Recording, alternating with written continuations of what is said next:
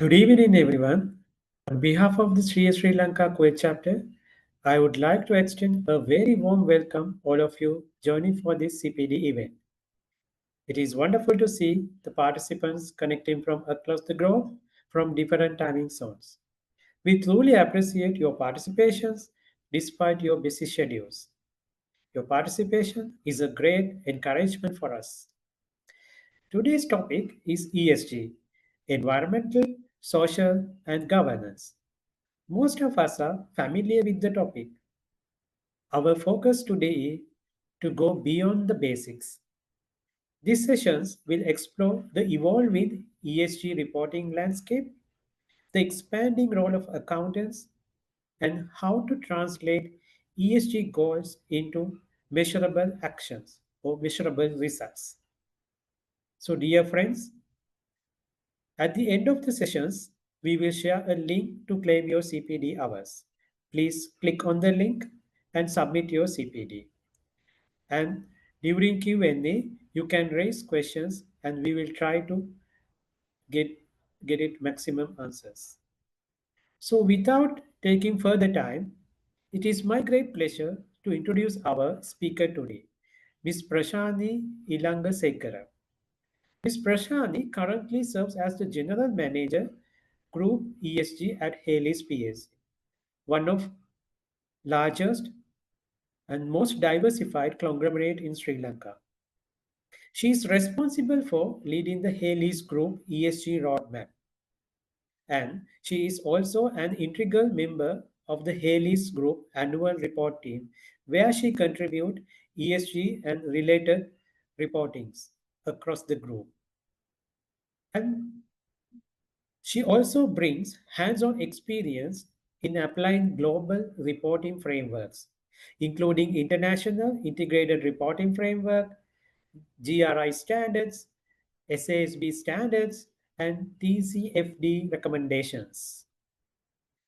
In terms of her academic achievements, Ms. Illangasekera holds a MSc in Finance from the University of St. Andrews, an MBA from the Postgraduate Institute of Management, University of Sri Jayewardenepura, and a Bachelor in Management Studies from the University of Nottingham.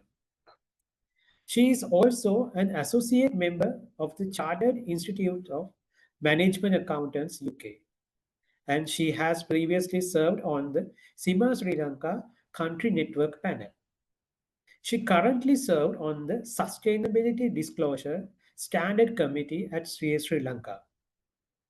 We are truly honored to have her with us of this CPD event. Over to you, Ms. Prashani. Please take us through the basics of ESG, more importantly, the practical aspects of the ESG. Thank you. Good evening, everyone, and thank you so much to the Kuwait chapter of CS Sri Lanka for this invitation.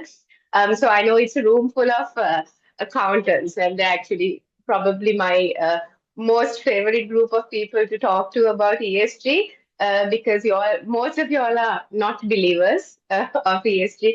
And sometimes I jokingly like to say that, the CFOs are the biggest obstacle for sustainability professionals. So I'm hoping that after this session, there would be some insight that you gain on why this is important and why it is not just a tick in the box exercise anymore. And also, I was looking at the profiles and I realized there are a lot of young accountants in this audience today. And I always tell the young finance guys coming into Haley's that now it's really important to move just beyond your traditional finance role and look at really learning sustainability and ESG as a way to further your career, right? Because now what's important is that you are able to connect those dots. And that has now become very critical with the new standards coming in. So, right, what we are going to do is I will share my screen.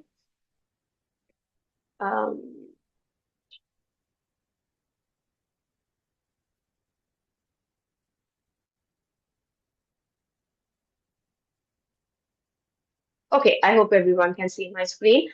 So what I realize it's a holiday over there, so I'm trying to make this not too technical.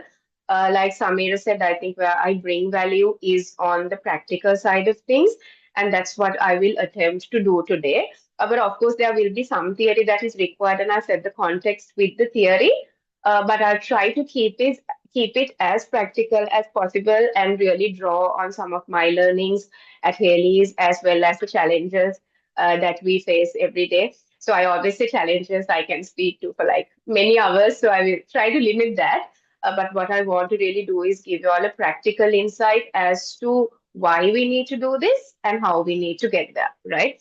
Um, so all of my presentations start with this. I call it the Parisara Bana in Sinhalese.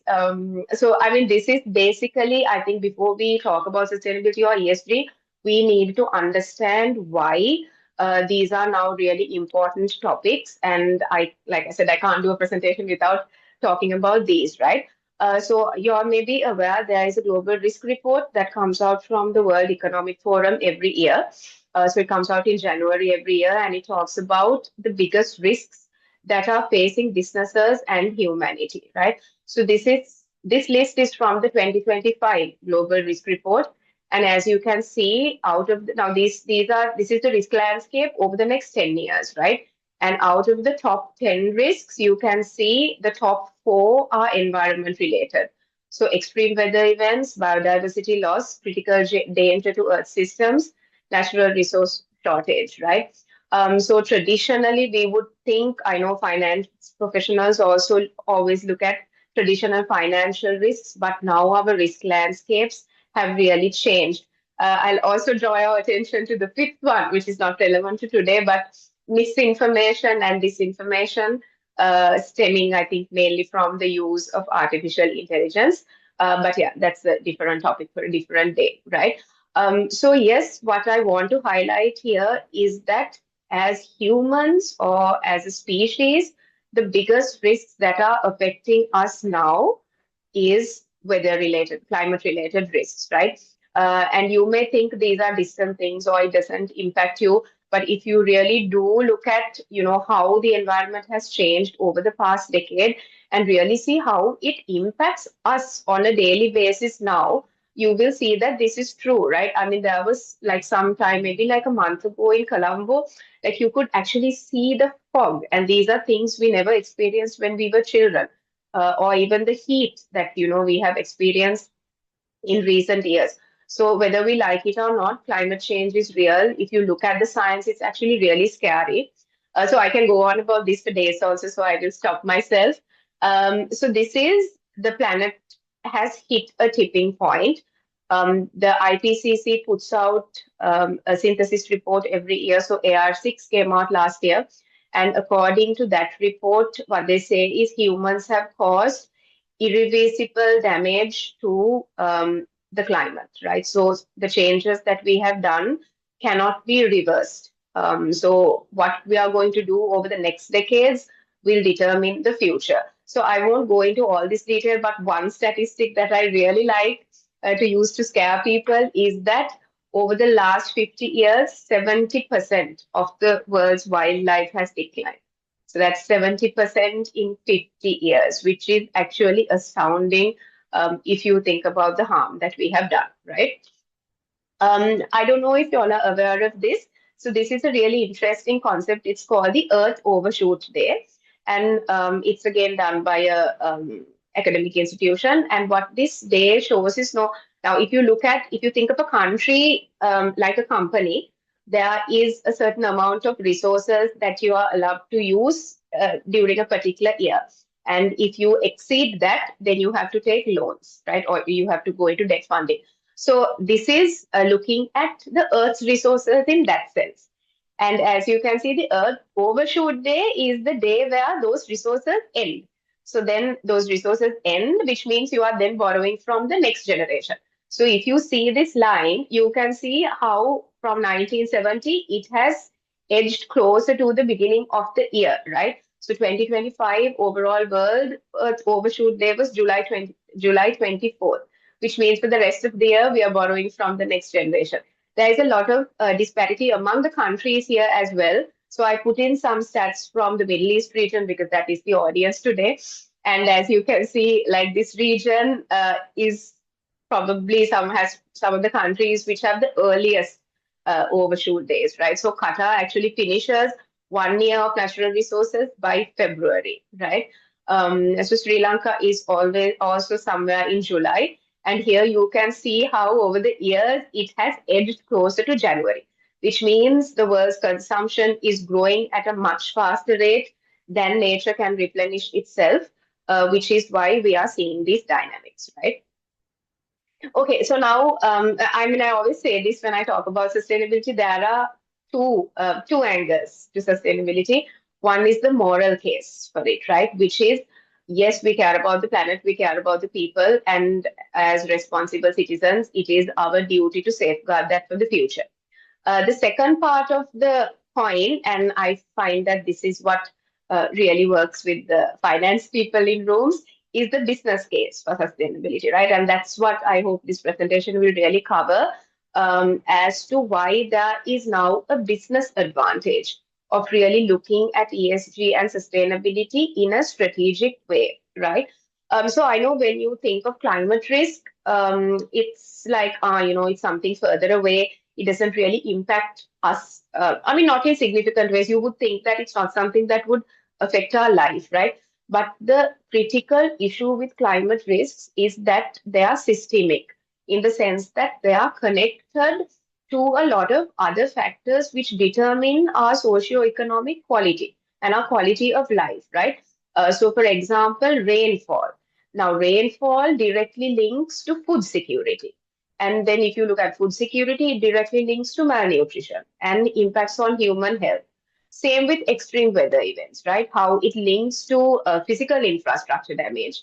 Again, it links to food security, right? It links to loss of livelihoods. So there is a lot of connectivity between these risks, and I will kind of take you through how even at Hayleys, when we started our S1, S2 journey, how we really started seeing these links, how we started seeing these connections, and that is how we started connecting the dots, right? So, I mean, if there's one thing that I want you all to take out from this, is that due to climate, risks facing businesses have changed, right? And I know that is kind of difficult to wrap our head around, but that is the truth. And I mean, I will take you through some examples as to what we've seen at Haley's. So then hopefully you can get some better insight into that, right? Okay, so I would like to, like I said, keep this very practical. So we'll talk about what it has meant for businesses, what the changing climate and focus on sustainability has meant for businesses. So, like I said, shifting risk landscapes, right? So, I mean, if you're probably familiar with Haley's, it's Sri Lanka's largest diversified conglomerate. We have 194 companies across 16 diverse sectors, which means whatever sustainability challenge or issue comes, it will hit one of our sectors invariably, right? So actually, these days, one of the biggest challenges we have, HayCarb. So HayCarb is our activated carbon manufacturer. It's one of the world's biggest coconut shell-based activated carbon manufacturers. So what that business is about is they take the coconut shell, activate it, and it creates a purification product which goes into air filters and things like that. So now the biggest issue, and this is the issue that they discuss every day at board meetings for the past year, has been the fact that there are no coconut shells in the country, right? So one of the main reasons for this is climate change, because if you look at Sri Lanka's coconut production or rubber production over the last few years, you have seen a drastic decline. And they saw this coming, right? So they saw this coming, but they were still like, but we can't do anything about it. But now it has come to the point where it has to shape their corporate strategy, right? So now HayCarb is actually looking at alternative materials. We are looking at setting up manufacturing in regional markets like Indonesia and the Philippines. So this is how, and it's purely driven by this climate factor, right? So this is how climate is really impacting our businesses. Another example is, so Hayleys has, we are one of Sri Lanka's largest plantation companies. We have three regional plantation companies. And like, I think 2 years ago or so, there was drought. There was drought in Sri Lanka. And I was visiting one of the plantations, and, the estate manager was telling me, that he had been a planter his entire life. And he told me, for the first time, we had to water, like because in Sri Lankan tea is rain fed, right? And they were saying for the first time how they had to really spend a lot of money and manually water the tea plants. So these are some of the very direct implications of physical climate change on our business. Number two, increasing demand of our stakeholders. And I think this is probably relevant to your companies as well. So Hayleys, like I said, is one of Sri Lanka's biggest exporters. We have a lot of markets in Europe, right? And the pressure from Europe is really intensifying. So sustainability is more, I mean, like, I think when I got into this industry, maybe a decade, maybe 15 years ago, like sustainability was something that was nice to have. It made you look good. It was something you could talk about or, produce a fancy annual report.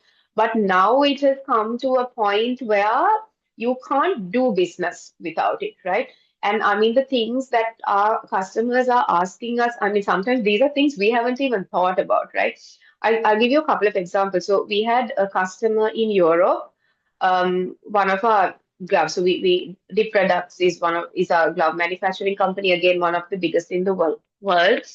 So we had a glove customer from Europe who came and asked us, how much of latex are you sourcing from women entrepreneurs, right? How much are you sourcing from disabled people? And like these social angles are not things we had even thought about, right? And even though now it's just pressure, they're saying, okay, we would like if you source from women, or they're saying, source 10% from women. But I know over the next couple of years, this will become almost like minimum standard. So the thing is, you have to be able to be prepared for this, or there are not things that you can do overnight, right?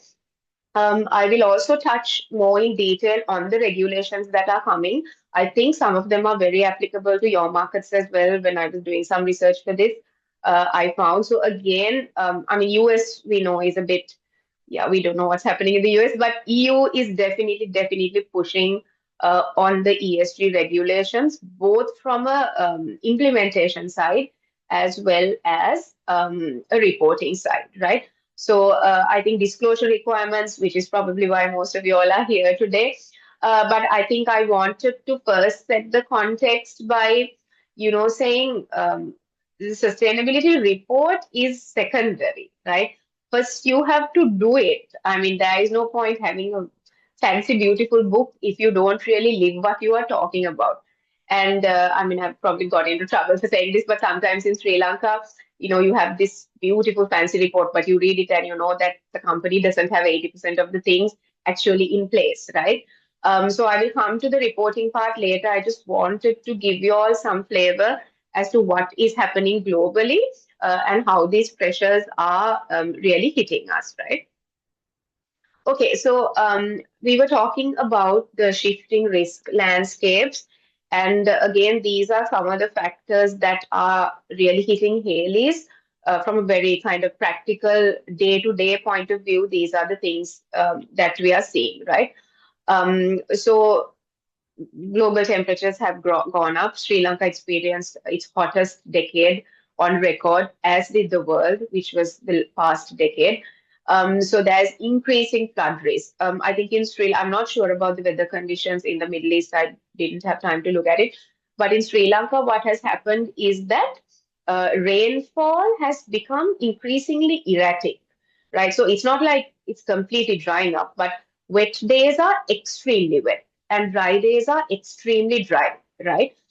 It's the same with temperature. There is high variability. And I think those living in Sri Lanka would attest to this because the weather is not what it used to be when we were kids, right? So, how these really link to businesses is what I have put here on the side. It is through the increased cost of natural resources. And we've really seen this volatility because now, even at Haley's, we are a company or a group which is very, very reliant on natural resources, right? So, in addition to our plantations, we have a lot of agriculture-based value chains, and most of our raw materials are agriculture-based, I think, which is the case for most of the biggest companies. So we've really seen that variability in pricing. Water scarcity is a huge issue. I mean, Sri Lanka is actually considered one of the most water stressed countries in the world, right? And like I said, we have had instances where companies who were using groundwater saw that the sources were drying out and they have had to buy it at a very, very huge cost. So basically, what I'm trying to drive here is that now it is hitting your bottom line, right? It is hitting both your top line and it is hitting your bottom line and it is hitting your balance sheet, right? Which is why it's not something that can be ignored, which is why it's something that whether businesses like it or not, we have to adapt to, right? And I'm not saying that that is an easy journey. It's actually a very, very difficult journey because it's actually there aren't many people who really understand this, and also there aren't many people who believe in it, right? So, sometimes when I say, if we don't do this, in another 100 years, this is going to happen. And then people say, like, oh, but I won't be here in another 100 years, right? But that is not the point. Like, the point is from a business point of view, we have to be able to build businesses that are resilient, right? I mean, that is the whole point of running a business is that you generate value over the long term. And now you can't do that unless you identify these trends and you are able to adapt to it, right? Okay, so I will talk a little bit about the regulations. Again, these are some that are hitting Hayleys because basically everything hits Hayleys.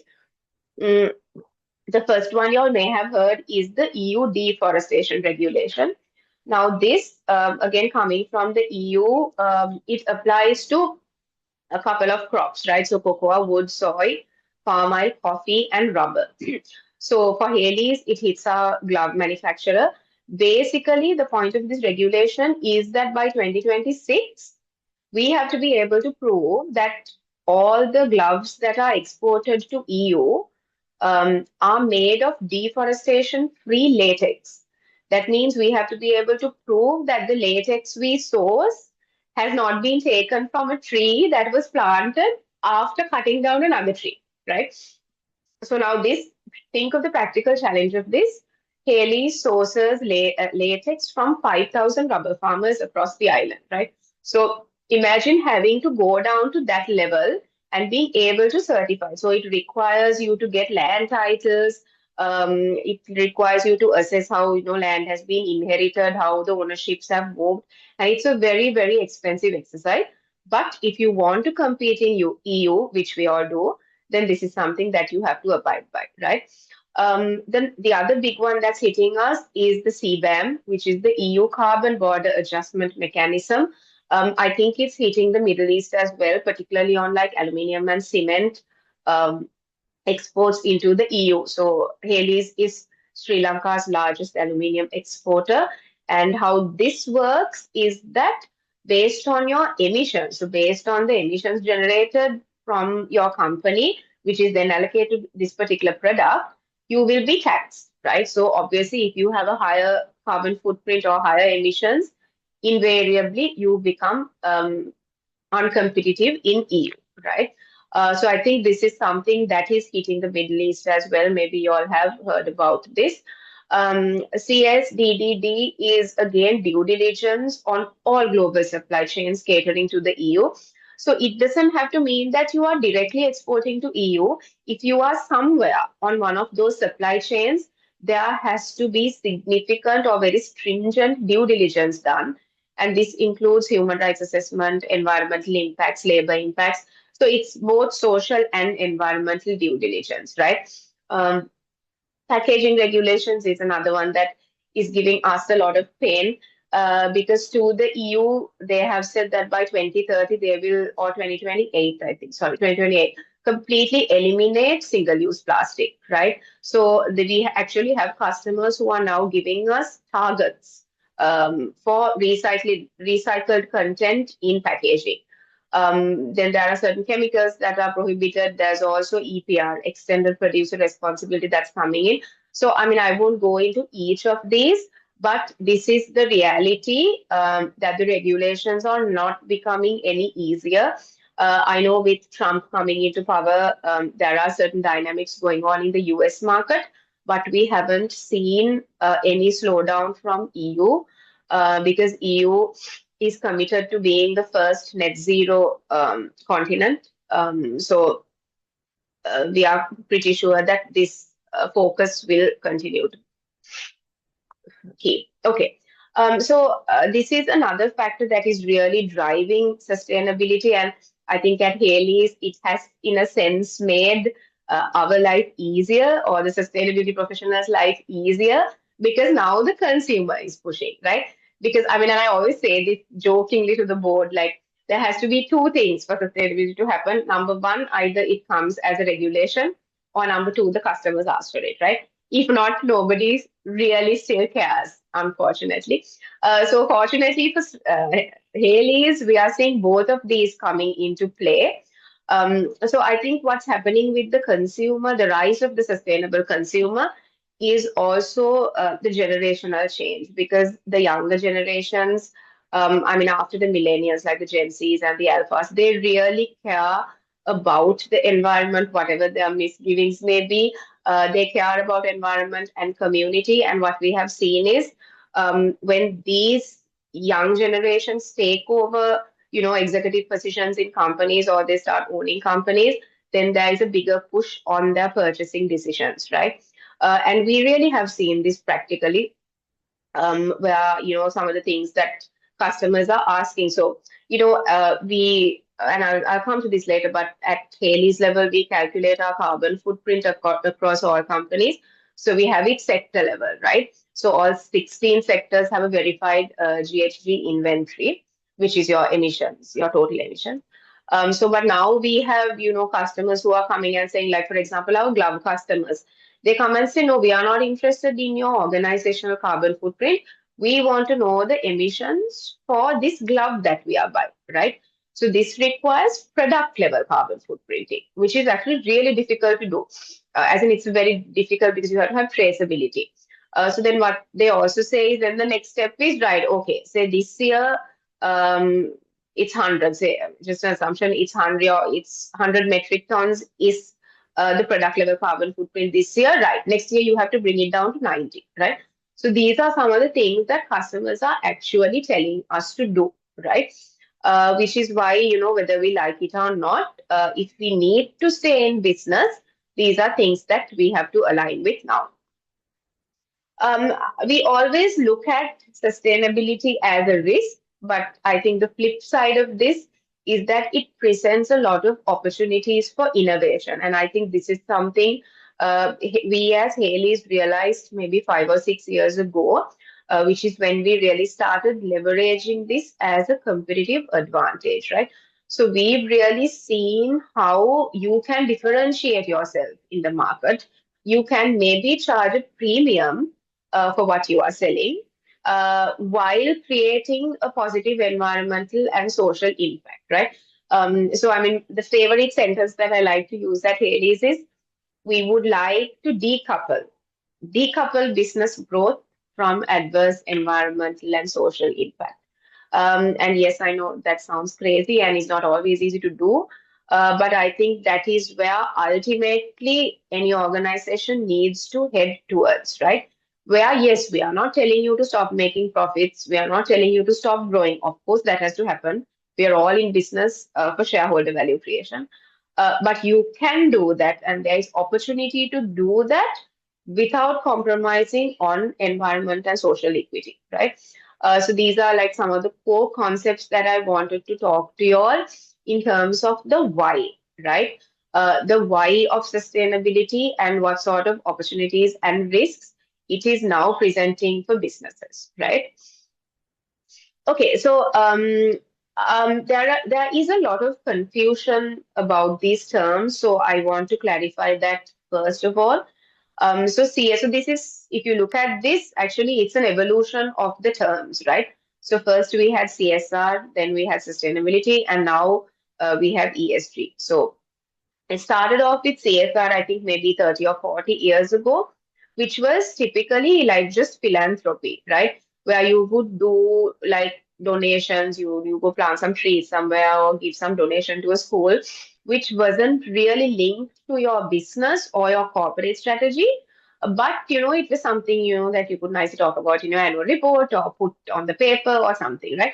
So that is CSR.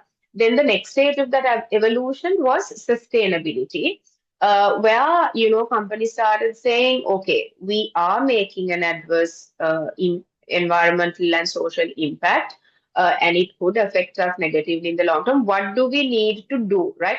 So that is a more inside out approach. How does the organization impact the environment and the society? So I think sustainability was kind of the trending word maybe a decade, or maybe, yeah, even like 5 years ago, right? So the next stage of this evolution and what we are in now, particularly at Hayleys, is this concept of ESG. I hope you all know what all three words stand for, but I have had presentations where I've gone halfway through and someone has asked, what does ESG stand for? So I shall tell you environment, social, and governance. If you take one thing out of today's session, at least let it be that. Um, so the focus on ESG is outside to in, right? How are environmental, social, and governance factors impacting organizational performance? So it's two lenses, it's two risk lenses, inside out and outside in, right? So with ESG, what you really look to do is minimize the impact on your business, build a more resilient business while driving positive environmental and social outcomes, right? So at Haley's, we have gone through this entire journey, and now we are at the ESG integration stage, right? So this is how the journey has been for us. Mm, So prior to 2012, it was a compliance mindset, right? And I see, unfortunately, some companies are still in that mindset where, it's just kind of a tick in the box exercise in their heads. Okay, you get the environmental protection license, you abide by all the labor laws, you kind of, uh, pay fair pricing to your suppliers, and then you tick the box and you're done, right? But then for us, between like 2012 and 2020, there was a contribution mindset as to, what we need to do. So this was the stage where we had the sustainability mindset. So this was when we started doing like large scale CSR projects. There were a lot of tree planting initiatives that were going on, but not really linked to business, right? And I'll give you an example of how this has changed. So, and then from 2021 onwards, we are really looking at deriving a competitive edge through really embedding this strategically, right? So basically, we've looked at, and this has not been an easy thing to do, but really push sustainability from being a one-person job or a one-person desk to making it a lot more relevant for decision making, right? And I'll give you one very, very small example about how these dynamics have changed, right? So, I mean, we used to do a lot of tree planting, and yes, we still do, because biodiversity is one of our biggest pillars in our ESG strategy, right? But it used to be like random tree planting in different locations. There wasn't really any monitoring. We would just plant the trees, talk about it, maybe even maintain it, right? But now we have moved on to, okay, how do we link this so that we have a better business, right? And this is something that happened very, very recently, like 2 weeks ago. One of our companies, DPL, started what is called restoration of a cloud forest, right? So cloud forest in Sri Lanka is defined as something that is above 5,000 feet sea level. So we had DPL, our glove manufacturer, partnering with one of our own plantation companies who had a land in one of these estates, which was degraded land, right? But it was 5,000 feet above. So we worked with the Ministry of Environment. We got some environmental consultants involved, and we started planting native and endemic species in this cloud forest, right? And how this links to our business is that, and this was, of course, the guidance given by the ministry and the research partners, is that when you do that at that level, the benefits trickle down, right? So it improves the soil condition, it improves water retention in the soil, it strengthens overall ecosystems, due to which our yields are, like our plantation yields are expected to improve in the long term, right? So you see how it was not just about planting trees. Yes, there's a huge biodiversity plus in doing it, but there is also a business positive, right? And I mean, I haven't been at Hades long. I've only been here for about 3 years, but I think one thing I have learned is that still at board level, you can't really push things unless you can show some sort of business value, right? And I think that is fair because we are here to make money for the shareholders, right? So on the right hand, on the other side of the slide, you can see the approach we have taken, and I will talk about this more in detail. But this is the practical approach we have taken to embedding sustainability within Hayleys. So we have, I think one of the first things when I joined, I was really keen to do was strengthen the governance side of things, and I will talk about this more in detail. We have put our strategy targets and measurements in place. The third one is a bit difficult to do, but we are trying to get there, is really embedding ESG in practice. And then the fourth part is the reporting pillar, right? So this has been basically our journey towards institutionalizing ESG at Hayleys, right? So if you look at the overall ESG landscape, three pillars: environmental, social, and governance. So environmental includes things from climate to water to waste to pollution. I mean, I won't go through all of it, but I'm sure you get the gist. When you say social, we are looking at our employees, which are our internal stakeholders, as well as our external stakeholders, which are customers, our suppliers. We are also looking at the strength of our business model, right? And then the governance pillar is basically the foundation, which is ethics, tax, accounting, anti-corruption, all that comes in the governance pillar, right?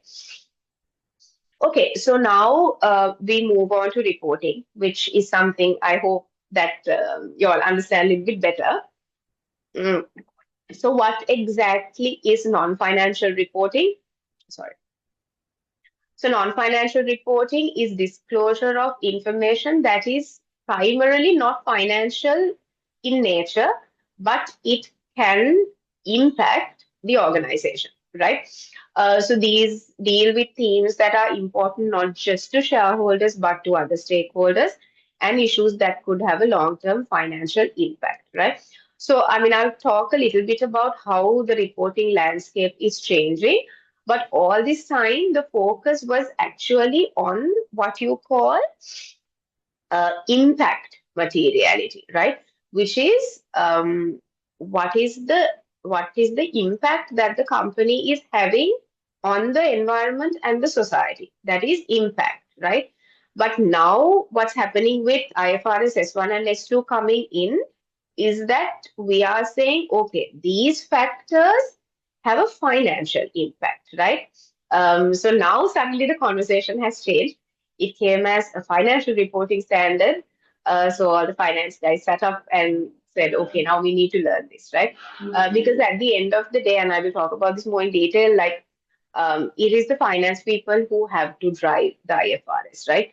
I mean, we've seen that happening at Hayleys. Teams have to come together, but essentially now the reporting landscape has completely changed, right? Okay, so to talk a little bit about sustainability reporting, there has been significant growth over the last couple of years. I know it's not uh, too advanced in the Middle East region, but in Sri Lanka, you know, there has been a lot of impetus that has come from the awarding, from the annual report awarding platforms, which you know may or may not be the right thing and is debatable, but it has definitely driven companies to try and improve their reporting, right? So if you look at Asia Pacific as a whole, there is very strong reporting on sustainability, and there is increasing focus on climate change and how to link it to business risks. So this is the trend that we are seeing all over the world, but Asia in particular has been very strong. I think Sri Lankan reports probably rank among the top in the world. I think sometimes we even tend to go a bit overboard with our reporting. But I'm happy to say that in Sri Lanka, the corporate sector, I think, is at a very, very good level in terms of sustainability reporting, right? So there are a couple of standards, and it gets a bit theoretical now, so I don't want to go too much into detail. But so GRI standards, and you may have heard about it, this was the first sustainability reporting framework to come into place. Therefore, it is still globally the most adopted framework in the world, right? So GRI is, again, what I said, impact materiality, right?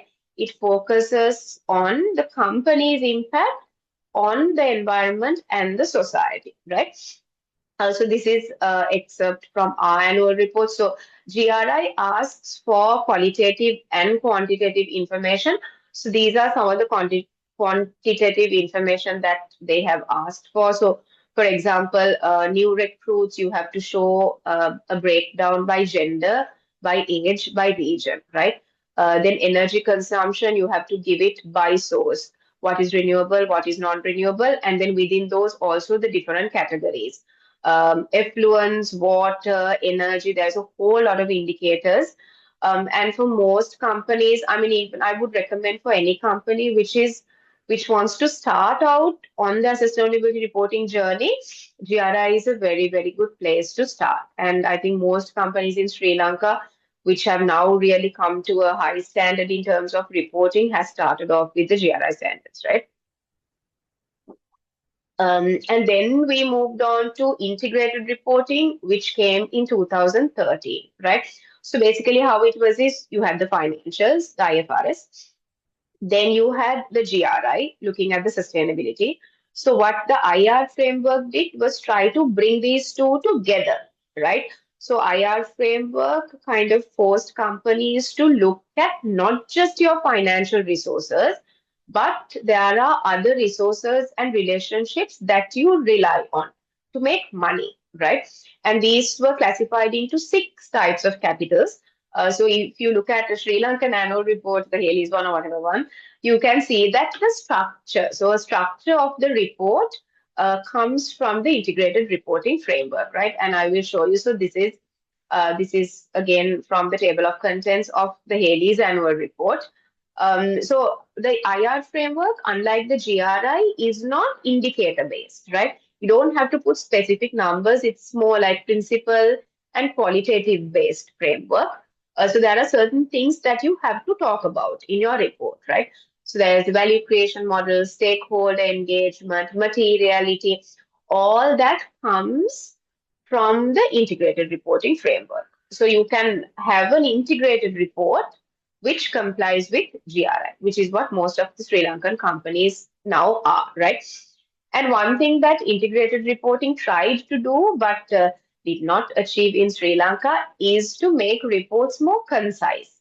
Now, ideally, they say an integrated report should be 100 pages before the financials, right? And yeah, of course, that is very difficult to do here because of different reasons. But I mean, ideally, that is what a report should be, right? 100 pages. So I write the Haley's annual report. I have been writing for a long time now. Our report last year was, I think, 476 pages. And I'm just telling my boss even today, I said, if I had it my way, if I could write it the way I wanted to write it, it would be maximum 250 pages, right? But unfortunately, things have gone in different directions. But basically, the IR was brought in to make reports more readable, more concise, and also more holistic in the sense that you understand how resources and relationships also affect your financials, right? So this is the practical application of integrated reporting. So what happened over, I think maybe over the past 5 or 6 years, is that there was a convergence of reporting frameworks because so I have been in sustainability reporting for a long time, and there was this actually very real thing called reporting fatigue because there were so many frameworks that companies had to comply with, right? There was the GRI, there was the integrated reporting, then there was the TCFD, which is Task Force on Climate Related Financial Disclosures. Then there is the SASB guidelines, which is the American standards. Then there was TNFD, Task Force on Nature Related. So it was actually like this, as this call it alphabet soup of frameworks, right?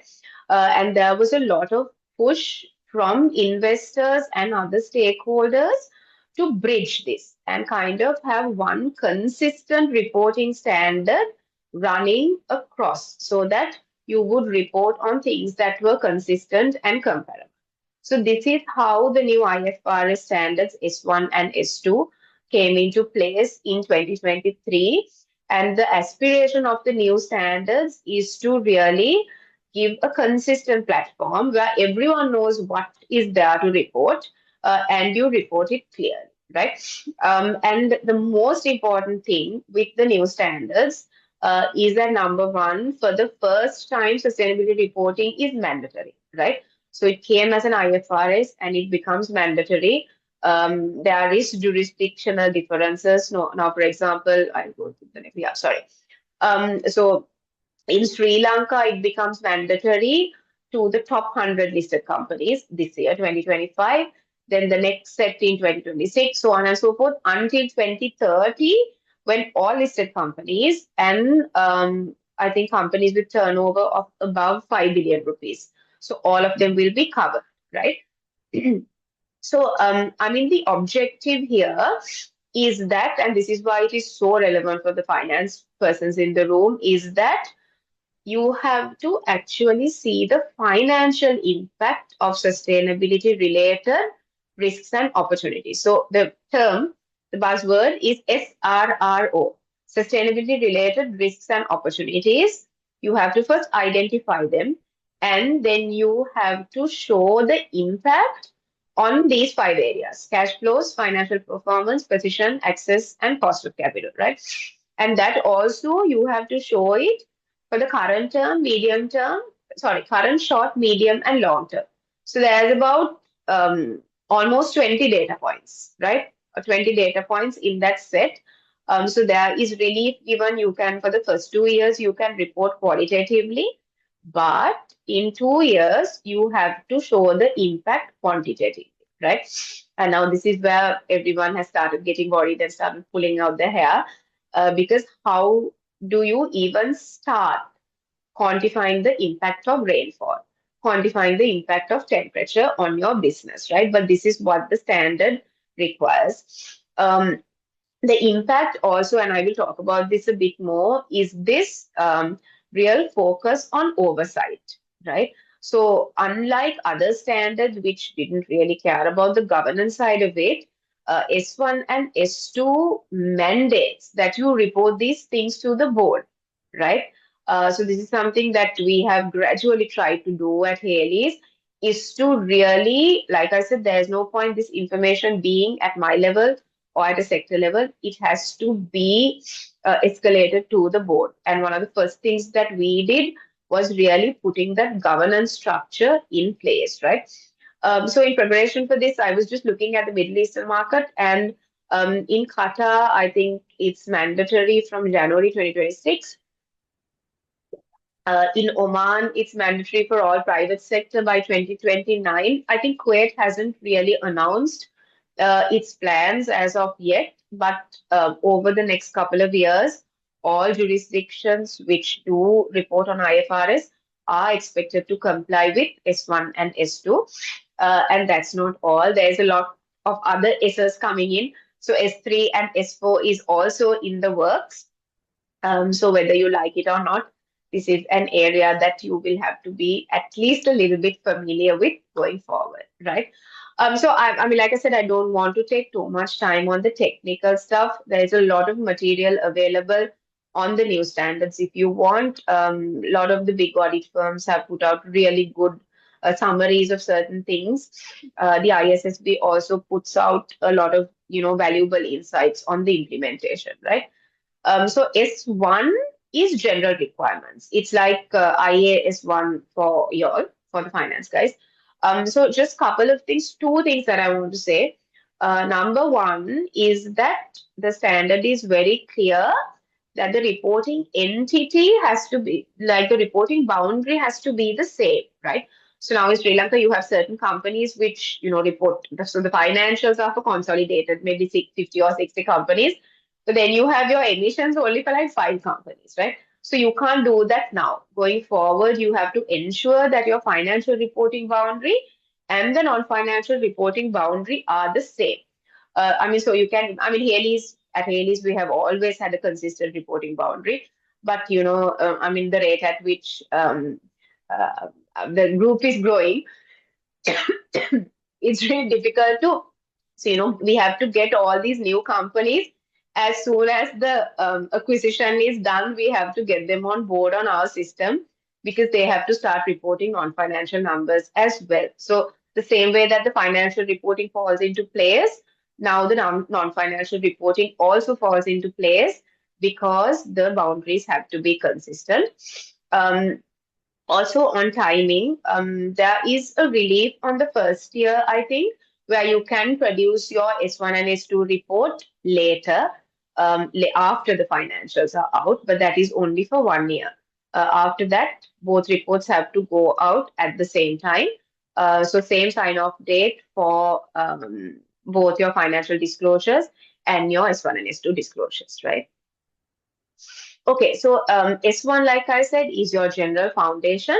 Then you have S2, which is your climate related, right? So this relates primarily to climate related risks and opportunities. I won't go into too much of detail, but basically, you have to talk about how climate risks are identified, how they're reported to the board, what is your process for identification, and also what is the impact, right?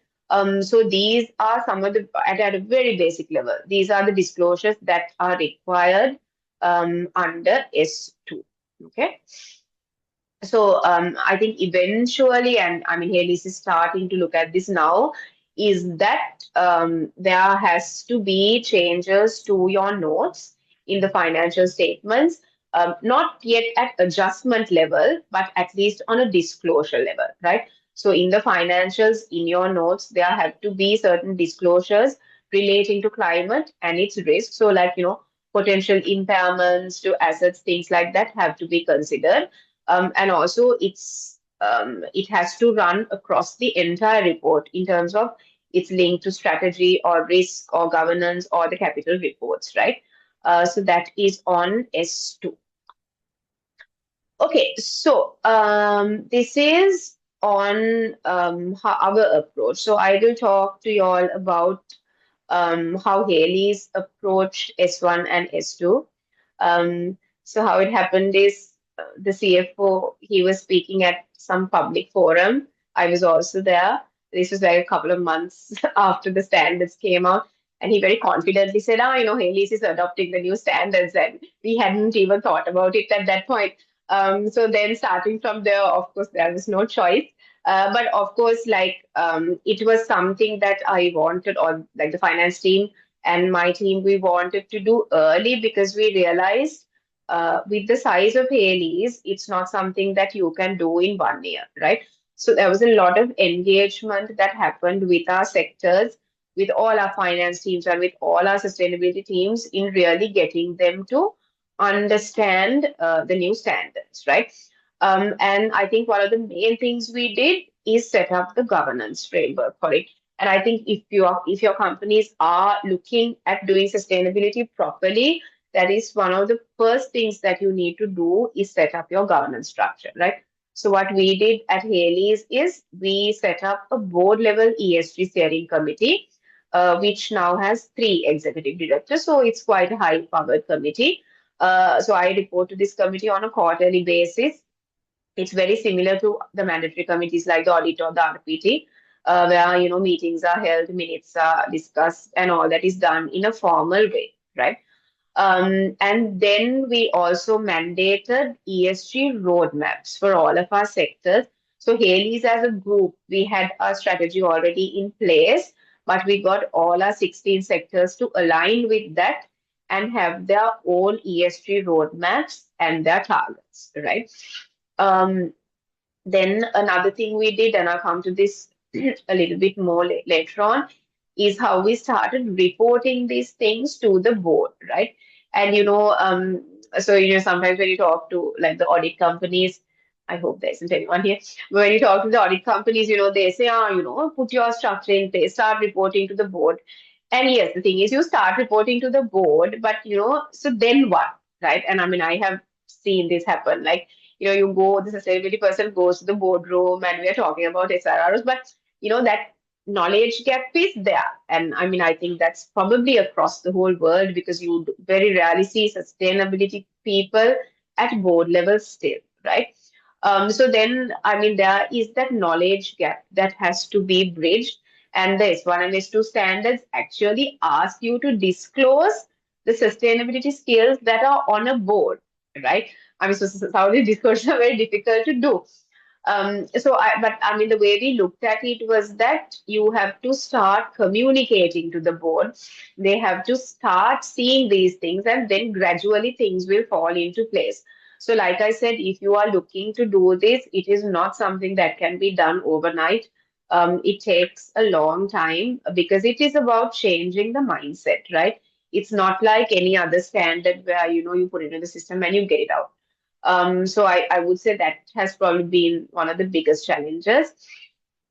We also really focused on the targets and the metrics pillar.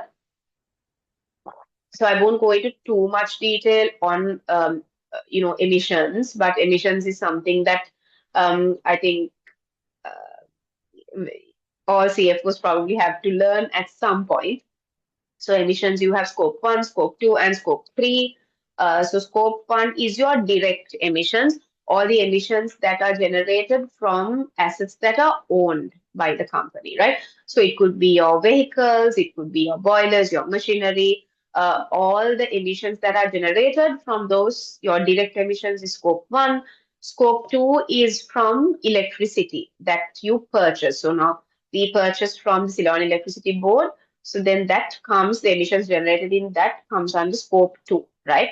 Then scope 3 is like crazy because it has 15 categories. So GHG protocol is the standard of reporting, and it has 15 categories, which is like, almost impossible to track. So at Hayleys, what we are doing is we put a roadmap in place for increasing our scope 3 coverage. So now from the 15 sectors, we were earlier tracking 3. Now last year we tracked 2 more, so it became 5. And then next year, hopefully, we are trying to do 2 more. So it will come to 7, right?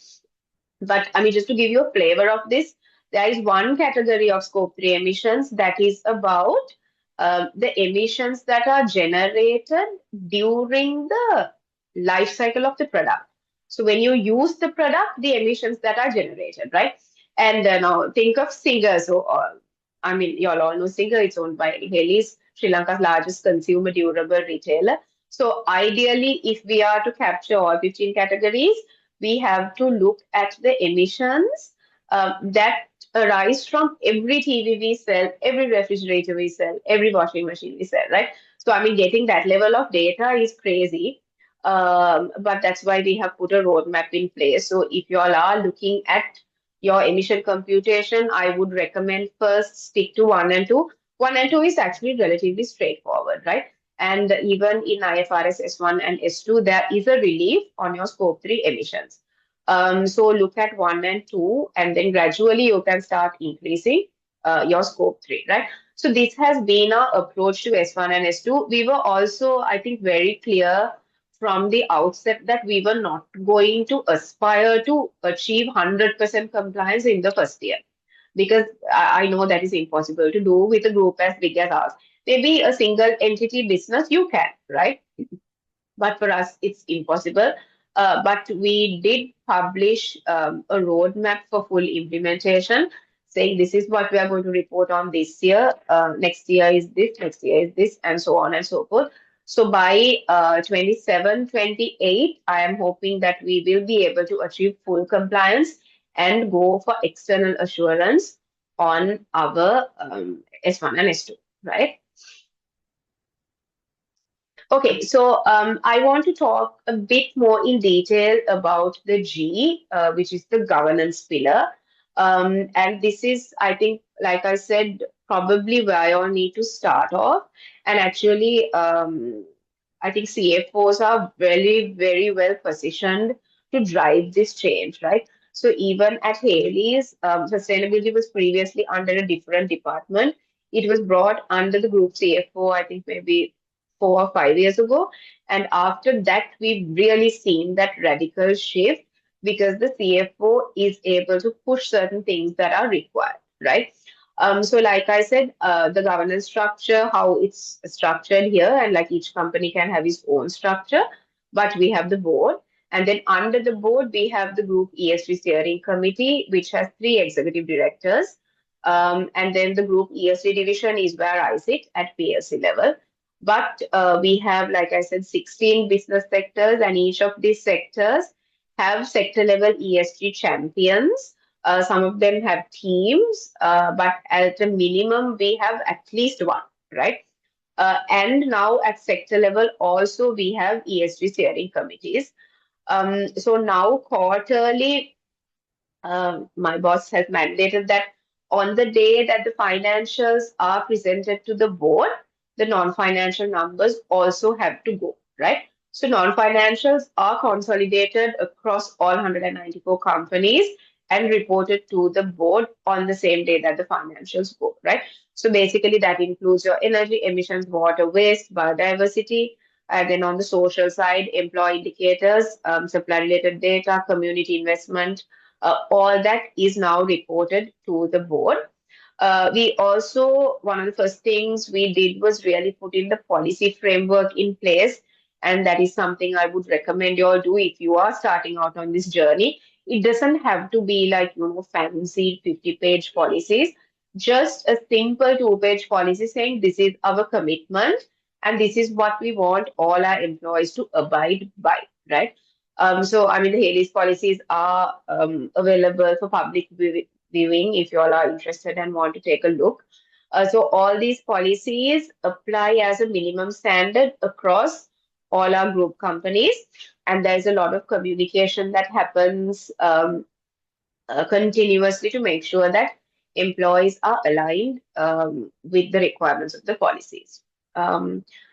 Right. Okay. So if you are interested in really heading down this journey in the correct way, this is kind of the approach that we have taken. I'm not saying it is 100% right, but it has been, I think, what has worked for Haley's or something we are working towards.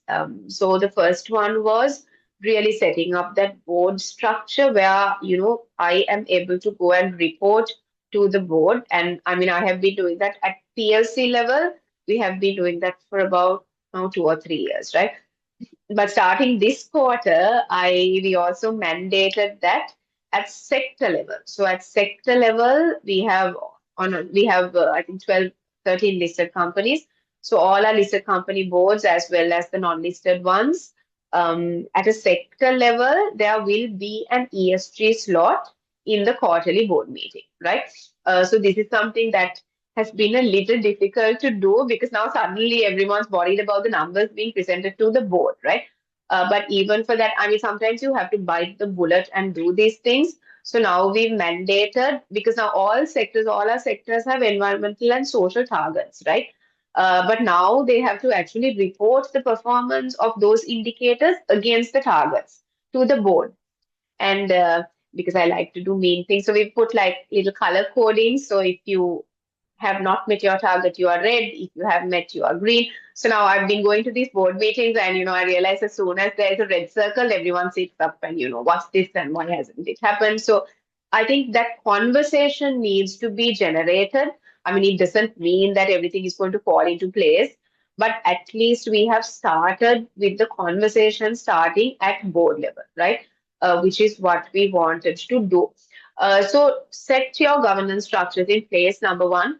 Number two, identify what is material for your company, right? So this could be because there are so many sustainability and ESG issues out there, all of which is not relevant to your company, right? So you all need to sit together, and I mean, it's the leadership team that needs to do this, is to decide which ones are material. Material in the sense which are financially material. What are the ones that could have a financial impact on you, but also which are the ones that you are impacting, impact materiality, right? So now, for example, emissions right now may not have a big impact on your financials because, I mean, there are no carbon taxes still. in certain region now in Sri Lanka, there are no carbon taxes. So it doesn't really affect us. So financially, maybe not that material. But in terms of the impact we are creating to the environment, impact materiality, then it is significant because our carbon footprint is like in hundreds of thousands of metric tons, right? So that is what you call double materiality, impact and financial. So do this exercise. It is not that difficult to do. You can have a qualitative discussion, but figure out which ones are important to you and which ones you need to manage, right? So that is step one in setting things in place. So this is one of the dashboards that we report to the board. Like I was telling you, we put the colored dots, which is now getting everyone very excited. So this is reported on a quarterly basis. Again, this is, like I said, now from a group point of view, I report, this is the energy dashboard that I put to the board. So getting the data in place is quite a significant part of my team's job. But these are the sectors. And so every quarter we report this. Again, we've done the green and the red arrows. So here we report total energy and energy intensity, right? This, I'm just showing you samples to show that this is the level of information that is now fed to the board at Hayleys. This is our HR dashboard. And there's an interesting story about this, which I always tell. So this female representation by category, this is something that, we have been presenting for a while. And then now Haley's, overall our female representation is 32%. But as you can see in this chart, assistant manager and above is 13. So as you go up the ladder, you can see the female representation going down. So when I presented this, actually some of our directors sat up and said, we need to see why this is happening. So then we drilled into the numbers and we actually found that 67% of our girls do not come back to work after they have their first child, right? For whatever conditions, cultural, social, economic, whatever. What we realized is they're not coming back to work. So then actually it was not even us pushing. The board itself said, okay, this is something we need to then do something about, right? And actually from that conversation, we started looking at giving childcare allowances for newborn babies, right? So now, and I'm really happy to say, it's probably one of the biggest achievements in my time at Haley's, is that all our employees now who have kids below the age of 5 get a monthly allowance, right? Which allows them to put the child to daycare, hire a nanny. I mean, it's not a huge amount, but it is something, right? So this is sort of how, when you feed the data, the decision making happens, right? This is why, I mean, I can't stress the importance of reporting this to the board. And sometimes it's a risk and it's a difficult thing to do because unlike the financials, we still don't have that discipline in reporting sustainability, right? So a lot of people at the beginning were very hesitant to report to the board because they would just, so we have a system called the Haley's Cube. I'll talk a little bit about that later. But, they just enter the number and they submit. And sometimes, it's not even accurate. But now with the board reporting starting, you can see how the quality of the information has improved because now everyone is worried because it's going to the board. So that is kind of how you have to streamline and get that process in place, right? Okay, so that's step one was governance and materiality. Step two is setting your strategy, right? So now you identify your material areas of importance. Then you have to figure out what do you want to do in each of these areas, right? What are the targets that you need to drive towards, and what is your strategy to do so, right? So this is something that we have really kind of focused on over the last couple of years. And this is how we have the Haley's Life Code, which is our ESG roadmap. It is available for public viewing on our website, so you can take a look. So the Haley's Life Code serves as the group's like overarching ESG roadmap. We have 6 pillars in this. So 3 pillars for environment, 1 for social, sorry, 3 for environment, 2 for social, and 1 for governance, right? So these, and then for each of these, we have targets. So now, for example, in responsible workplace, we are looking at employees and we are looking at health and safety. So we have targets for those two, right? In accelerate climate action, we have targets for energy and emissions. Resource footprint is about water waste and material. So for each of these, we have targets. I'm not saying we are hitting all our targets 100%, but we are working towards them. And now, like I said, because it's reported to the board, companies are really starting to look at this now, right? So that has been how we have driven this. So embedding ESG in practice. So this, I think, is where we are really trying to drive now. Because, like I said, these targets are not something that can be just achieved by me or my CFO or my chairman, right? It has to be driven down to each of the different functions. So these are how we have brought it in, right? And I'll give you a couple of examples now. On the HR front, we are looking at diversity, equity, and inclusion in a serious way. So there is in the Hayleys Life Code, there is a target of 100% awareness on DEI. And for that, now there is group-wide training going on in all three languages across executives and non-executives. And when you say diversity, it's not just gender. We are looking at gender, we are looking at disability, we are looking at sexual orientation, we are looking at like a lot of other factors, right? And I mean, these are kind of very difficult conversations to have also because Kelly still is, in a sense, a very traditional company. So, I mean, we jokingly say at all these trainings, you have to bring a crane to lift the rocks that some people are under, right? But these are conversations that need to be had, and it is because of our ESG commitments that we are able to drive this. Okay. Other things we are doing, again, like I said, on the procurement side, we are screening for environmental and social compliance. So it's not just about buying from someone. And this I link back to what I said earlier on the requirements from EU, is that we are seeing if our environment, if our suppliers are complying with minimum environmental and social criteria. And this is not to say that if they don't comply, we cut them off, right? It is that then we work with them to bring them to a certain standard of compliance, which for me is what sustainability is all about, where you are able to kind of propagate and drive that impact across your value chains, right? Awareness and culture building is also a big pillar. It's something that we have really focused on this year. So in March, we set up the Hayleys Nurture Network, which is our volunteering platform, right? So this, for the first time, brought employees across the group together. And the mandate from the chairman is that every quarter there has to be a social initiative and an environmental initiative where people from all companies take part, right? Because I think one of the challenges that a group as diverse as us, and I'm sure you all face the same thing, is that so we have different companies which are very strong on their own. So sometimes they want to have their own identity, right? Like Dip Products has its own identity, Hey Carb has its own identity. So with this, with the Haley's Nature Network, what we wanted to really do was bring everyone together. And I mean, I'm not saying it's been achieved, but I think it's getting there. And also what I found when we were doing these initiatives is that especially the younger generation, when you give them a chance or you give them a platform to do something, then they jump at it, right? So I think as organizations with Gen Zs becoming a larger part of the workforce, this is something that we need to do.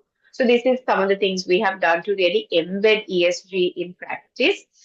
Um, so this again, uh, I mean, this has been a bit of a challenging thing to do. I guess in the Middle East, you may find this easier because risk management processes are really in place.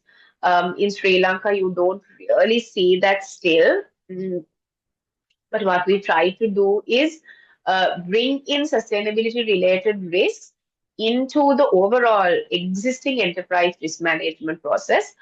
So basically now, when the risks are reported to the audit committee, there is also a separate section on sustainability related risks, right?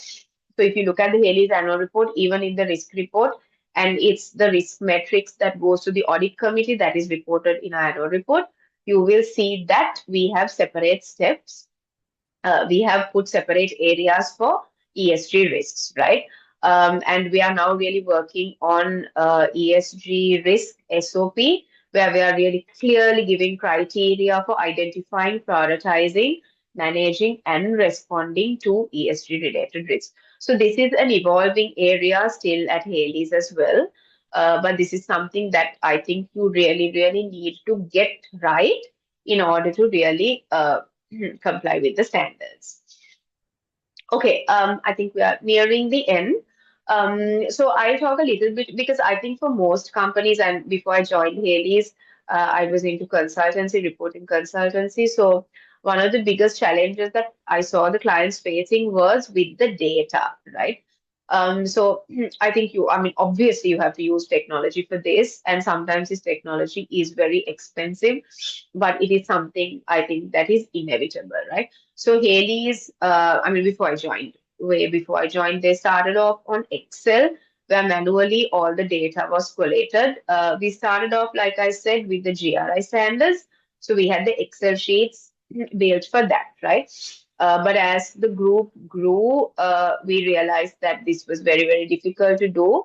So then we shifted to a reporting system called the Haley's Cube, which was tailor-made for us. So now this platform, even though it gives a lot of pain at sometimes, like any system, this system is now able to. So we have about 400 users across the group who enter data into the system on a monthly and quarterly basis.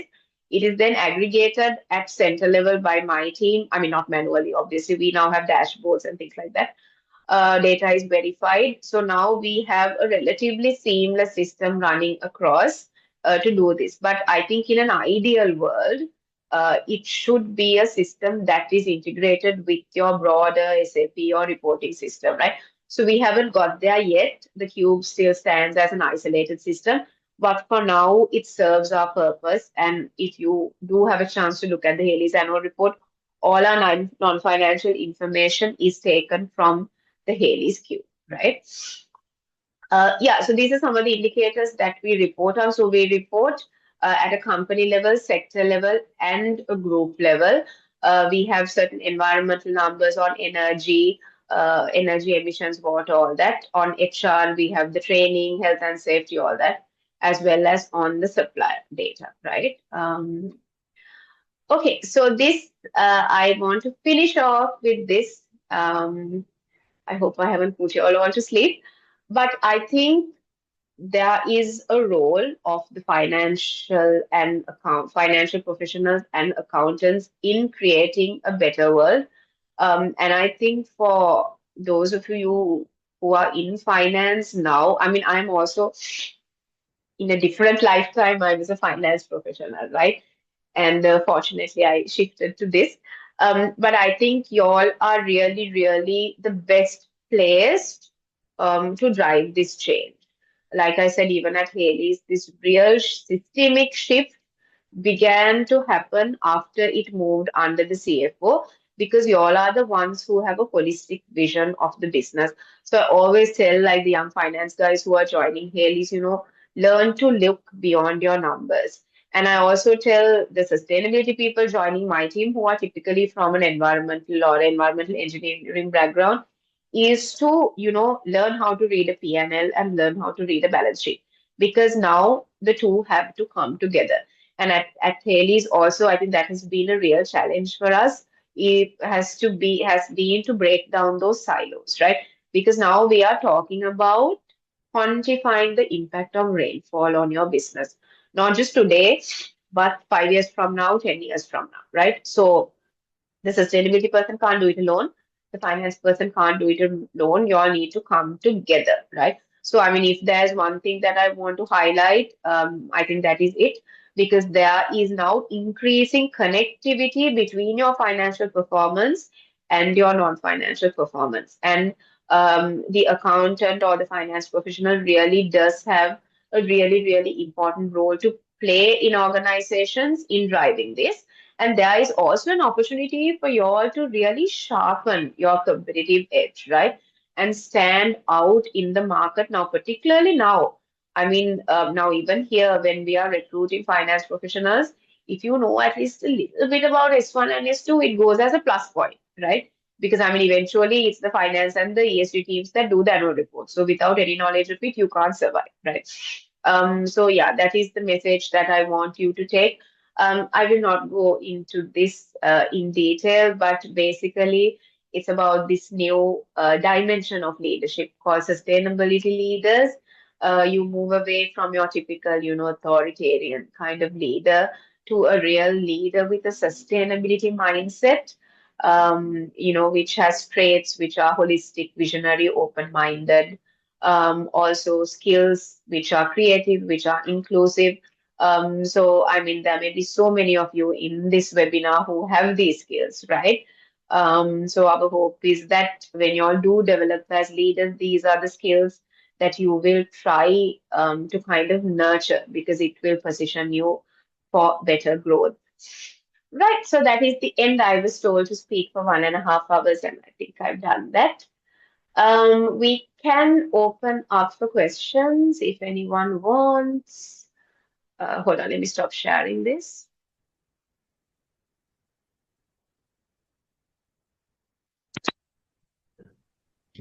Samira, how are we going to do the Q&A?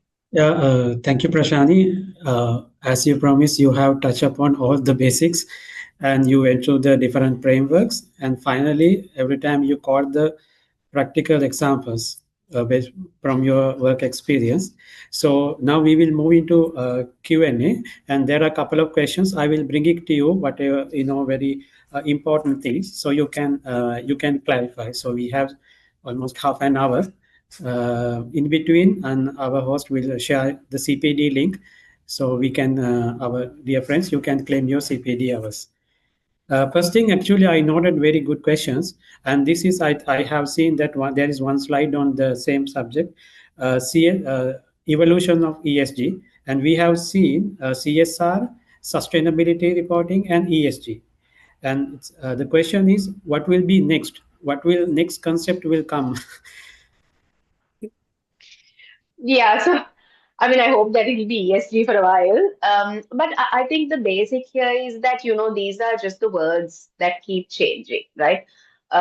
In the end, your approach to it and what you are doing to really look at it strategically will not change, right?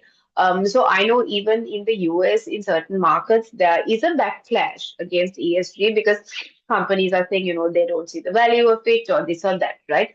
But personally, for me, as a sustainability professional and someone who is passionate about this, I feel that this will only increase, like the pressures will only increase. And we have really seen that at Hayleys, right? Because now, if you look at our different industries, first we had, it was only the textile sector who was seeing this pressure, and the others were like, they happily waited with their feet up. But then we saw it coming to the gloves, then we saw it hitting activated carbon. Now it is hitting agriculture, right? So we are seeing these pressures coming in. So irrespective of what the term is or what the buzzword is at that time, I think the core will be this, that you have to look to build your business in a way that doesn't negatively affect the environment and the society. I hope I answered that question. Yeah, thank you. And another question is, this is very hot topic about AI. Everywhere now, when we go to our social media, or maybe we will go when we go to Google browser, we can see this AI, how AI has changed. The question is about what will be AI, the technology contributions to ESG and ESG reporting. I think, I think like anything, there's a huge potential of AI if you do it properly, right? And how we are seeing it right now at Haley's is AI for the data monitoring part, right? So we are looking at certain technologies where, you integrate AI so that you are able to see real time how a particular boiler is performing in terms of energy efficiency, right? How much emissions is generated from one particular boiler or one particular piece of equipment in a factory. So at the moment at Haley's, this is our focus. But I think in a global scale, not it in Sri Lanka, but like in a global scale, I think if used properly, can be a fantastic tool in addressing some of the the global sustainability issues that we face, right? So I mean, there are really interesting stories of how you can use AI to track plastic pollution in rivers and water streams, and you can use it to trace it back. You can use AI through GPS to kind of, I mean, I'm not a technology person, so I wouldn't know the details, but these are some of the things the world is looking at, like even on biodiversity, using AI to monitor plant growth, to see propagation of species. So all that thing from a global scale, definitely AI will help. From a company point of view, I am not still a fan of using AI to write annual reports, but I know a lot of people do that. But for us, we are now really looking at AI in supporting the data part, because that is where we always struggle. So on, like I said, energy efficiency, water efficiency, waste, things like that, how can we integrate AI to make it more efficient? Yes, I think that has clarified the AI contribution part. And another question I think you have touched upon the in your last slide about the about when you join Haley's, that they were using Excel and like that. So this question about the investment and research and development. So ESG reporting requires a extensive investment, research development, and some heavy investment at the beginning. And question is about how small and medium-sized companies contribute to this one because of their budget constraint and because they have lack Hmm. of expertise. Mm, absolutely. And I think it's a very, very fair question. I mean, not just for SMEs, even for corporates like us, it is really difficult to push this because sometimes there is no immediate business benefit. And I think, unfortunately, we are still looking at very short-term financial gains as opposed to long-term financial gains, right? So this is why, like I was telling you, if you are in an export-facing business, then this is easier to justify, right? So we actually have clients who go through our report in detail, and then there are questions that come up, and then they want to know emissions, and so this happens, but unfortunately not still among local competitors, local stakeholders, right? So I think if you are an export facing business, then definitely you will see that benefit. But in these local companies, and I mean, I'm just being perfectly honest here, I think in Sri Lanka, it's still really driven by the awards because there's a lot of, prestige and brand associated with the TAGS awards or the ACCA awards. So for whatever reason, that has been the driving factor behind that. And maybe that cost benefit doesn't align, right? Because companies spend a lot of money on doing that. But for whatever reason, that has been the factor that has driven our market, right? I think there was also the same question had an element on financial support, no? Yeah, so now sustainable financing is something that the central bank is now looking at quite seriously, right? So now we even have banks talking to us, and I mean, there are particularly the foreign banks who are now, like, we're in discussions with them. So they say they can give loans which are sustainability linked, right? So, for example, if we achieve a 1% reduction in our emissions, there could be a reduction in the interest rate that they charge. So this is how the banks are pushing down sustainability. And I mean, I know it's very, very well developed in the European region, but it is now happening in Sri Lanka as well. So banks are encouraged to give concessionary loans for renewable energy, for waste management, that sort of thing. Stock exchange is pushing for green bonds, blue bonds. So that part will fall into place, but not in the immediate future. I feel it will take a little bit of time, but it's definitely heading in the right direction. Yeah, thank you. Thank you, Prashant. This is a very short questions. Is there any regulatory body to oversee ESG Hmm. reporting in Sri Lanka? So regulatory body, as in now for the first time only, it is becoming mandatory with SLFRS S1 and S2. So this now even the stock exchange amended its listing rules to state that this is now part of the reporting requirement. So in that sense, the SEC will technically be a regulator in terms of the reporting. Of course, it comes under the Sri Lanka Accounting and Auditing Standards Board as well, because it is coming as an IFRS. But other than that, for GRI reporting and integrated reporting, all that, there is no regulatory because it has all been voluntary so far. But this is where from this year things will change, right? Yeah. Yes. Ms. Prashani, I think you just mentioned US and US regulations. I think these questions also relevant to that and recent action in US, and they have withdrawn Paris Agreement. If I add little bit Yeah. more, I think there is momentum happening in especially in US pro ESG and anti ESG. So, particularly in Sri Lanka, we cannot see this. Very, segregate campaign pro and anti. But in especially in US market with this political view of the current the party, so this momentum is happening. So, what will be the impact and the future? I mean, you will see any big the negative impact for pro ESG campaign?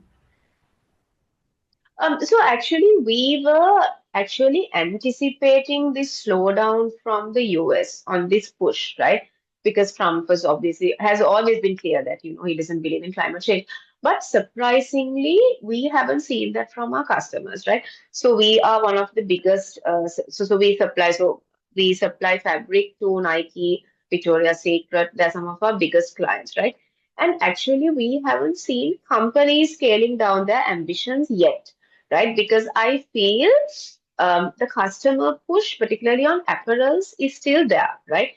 Yes, from a global scale, I understand US pulling out of the Paris Agreement is very, very unfortunate because I think it was like a really important milestone that countries came together to agree on these targets, right? So, from a global scale, yes, definitely it is not great for climate enthusiasts. But from a business point of view, we actually haven't seen the impacts yet. And we were waiting to see, Nike cutting down on their commitments or whatever, but they haven't. So we have companies like US companies who invest in setting up water meters and energy meters and things like that in our factories so that they are able to monitor. So that's the sort of push that we are still seeing from there. So my personal view is that this whole issue in US will be temporary, right? And after this particular term ends, things will fall back into place. It's my personal view. Yeah, I think thanks, because some areas we cannot predict, what will happen, especially in Absolutely. the Yeah. political aspects. So I think these Mhm. questions coming from maybe members from industry, not related to the audit practice. So the question is Yeah. about ESG audit. Is there any independent opinion is available for the ESG reporting currently? Because So in Sri Lanka, yes, in Sri Lanka, it is not yet mandatory, but there are stakeholders who are pushing for that. But even if it's not mandatory, we do have the big four. So the big four audit companies who do offer S1 and S2 assurance services. So like I said, even at Hayleys, we are targeting. I feel personally we are still not ready for it. So our target is in 2 years' time. But so that is on S1, S2 assurance, which is the new one. But we have had GRI and integrated reporting assurance by the big four companies for a long time now. So there are separate dedicated teams in the big four who manage these assurances. And again, I think rightly or wrongly, it has been driven by the award system. Because when there is an external assurance, then obviously there is more credibility with your report and you could score better marks, right? Yeah, but not mandatory yet. But I know certain jurisdictions, external assurance is mandatory. Now in Australia, S1 and S2 is becoming mandatory, I think, next year for 1,000 companies, with external assurance also mandatory, right? So that is happening in certain markets. yeah. And another questions that about the quantifications, and this question has given one example like rainfall impact on business. How is there any mechanism, I mean, the quantification side? Okay, so I will take you through our experience, and I mean, this has been like a very, very challenging thing, which has given us a lot of headaches. So on rainfall now, for example, so Haley's first you have to look, and if you look at our annual report, you can see this very clearly. So first you have to look at what are the points that rainfall hit your business in, right? And now for Haley's, it was the impact on tea and rubber. It was through impact on biomass because we are like 65% reliant on biomass for our energy. And with rainfall, the quality of the biomass was weakening, right? So there was an impact there. Number three, interestingly, we found there was a correlation between rainfall and the sale of Singer. So Singer revenue is affected by rainfall. And actually, these are connections we found when we started doing S1, S2 properly. It's because 40% of Singer's clientele is those that are reliant on agricultural livelihoods. So when rainfall affected crop, the farmers would delay buying the washing machine or the refrigerator that they had planned to buy. So I will tell you what we followed for quantification. This is just an example. There's no hard and fast way to do this, but you have the standard is very clear that you can use the resources that are available to you at an undue cost. I think yeah, undue cost or effort is what it says, right? So for rainfall on plantation yields, what we did is, and it's not an easy thing to do. So we have 55 estates. We tracked, which anyway had rainfall data in place because they were anyway monitoring rainfall. So we took 10 years rainfall data for each estate. We tracked it against the yield in all those estates, and we tried to come up with a correlation, right? And I'm telling you the practical challenges of doing this. We didn't have access to any advanced modeling techniques because those are very, very expensive in Sri Lanka. So once we did this exercise, we realized that you couldn't actually find the correlation, right? Because there are, I think, a lot of other variables that go into yield. You can't isolate rainfall. So then the second reaction we took was to look at peer-reviewed international journal articles, right? And this was available for tea. So there were very clear articles saying if temperatures or if rainfalls increase by this much, then Sri Lanka's tea yield will go down by this much, right? So we did some research, found some of those variables. Again, there is a lack of knowledge or lack of academic depth in a lot of these areas. But for tea, it was quite widely available. So then for tea, we used that, and that is how we were able to measure the financial impact. So if you look at our last year's annual report, we very clearly said these are the ones that we are quantifying, and these are the ones that we are reporting qualitatively, right? So yeah, that has been the approach that we took on the quantification. Yeah. Thank you. With the time constraint, I will only take only a couple of questions. I think this is about the marketing and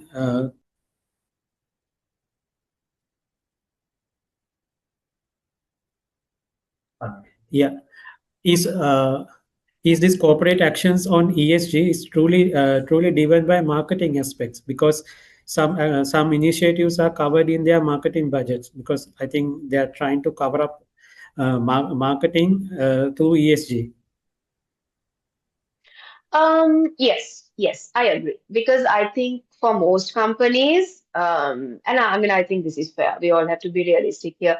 Is that ESG is still like it's a strong avenue to build brand, right? And like even for us, I mean, when we do an event, I mean, of course, at Haley's, it's driven by some underlying aspiration. It's linked to our ESG framework or whatever.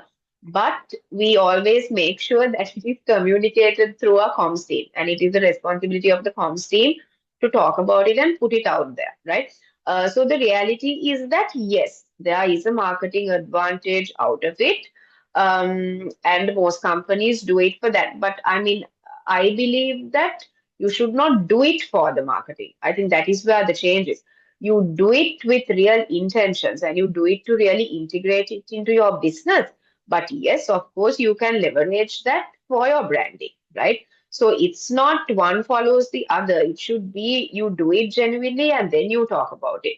But yes, I mean, I completely agree. And I think in most companies, even structurally, I mean, I think it's very few companies which have a dedicated ESG person, right? I think, I mean, I could count on my fingers the companies that have dedicated ESG people, particularly at like corporate level.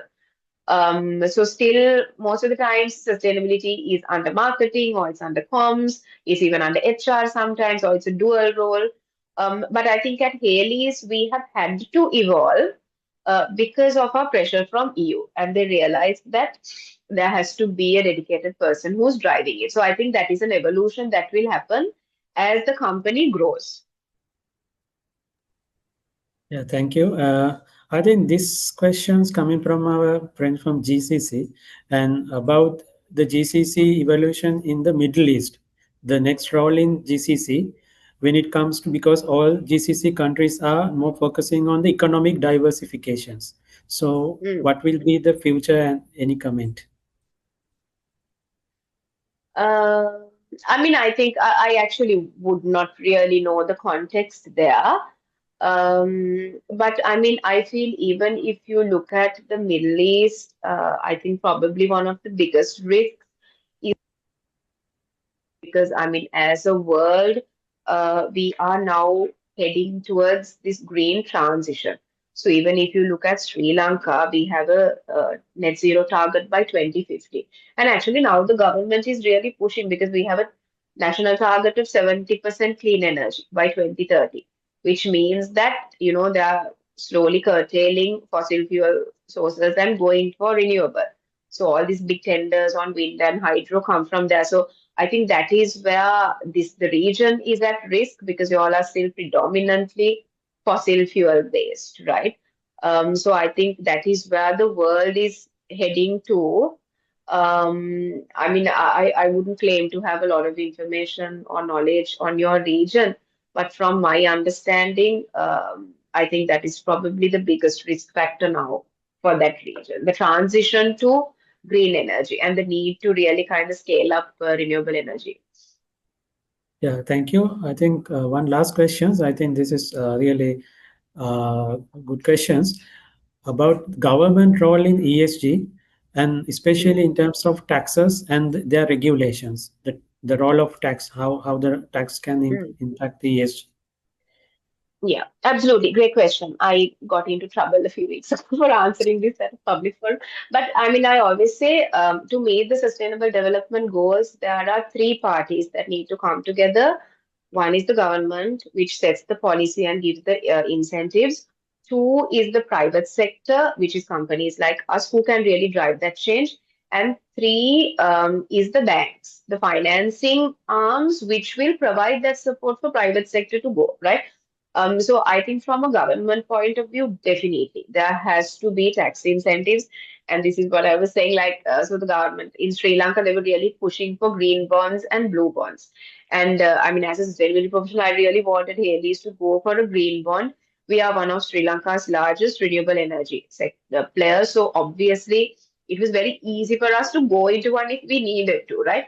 But when I was speaking to that particular CFO, you know, the first thing he said was, but why? There is no tax incentive and we can very easily get a loan from a bank, right? But the compliance requirements of getting a green bond were huge. So then obviously there is no business benefit of doing that. So if there was a tax incentive, then we would have really gone for it, right? So unfortunately, due to fiscal constraints, I mean, it hasn't happened yet, but definitely there has to be government support in terms of policy and incentives to really drive this. But like I said, on the other hand, we are now seeing the banks moving. And I think the central bank here is doing a lot to really drive the sustainable financing roadmap, which they put out. The second edition came out recently. So now banks are really driving towards targets. So they are speaking to big corporates like us. And like I said, you know, bringing in innovative things like climate related loans or interest rates that are linked to your sustainability performance. So things like that, I think, are movements in good direction. Yeah, thank you, Prashani. I think it's time to wind up our this CPD event. I think and our resource person, as she promised, she has excellently delivered all the the basics things, and that she has went through about the different frameworks, and mostly she has given examples in where she got from her work experience at Hayleys PLC, because she serves as the general manager, group ESG. So she has very handful experience on this subject. So thank you, Prashani, and I at last, I thank for all the participants. And once we had 200 plus participants between the sessions, so it's a good the number of participants and coming from different countries, different time zones, and it's a very encouragement for us, and it's a respect for our CS Sri Lanka Kuwait chapter. And madam, and again thank you, and your humble acceptance of our invitations, and despite your busy schedules and your the work plan and everything, and you will spend this 2 hours, and it's a great great sessions, very, I mean, interactive. And because we had many queries coming, but we couldn't answer everything, but I try to manage bringing you up together. And if anything, we will I mean, we will come back with another sessions with more practical experience in future. So thank you again, and I wish all the best of, and good evening everyone. Thank you, ma'am.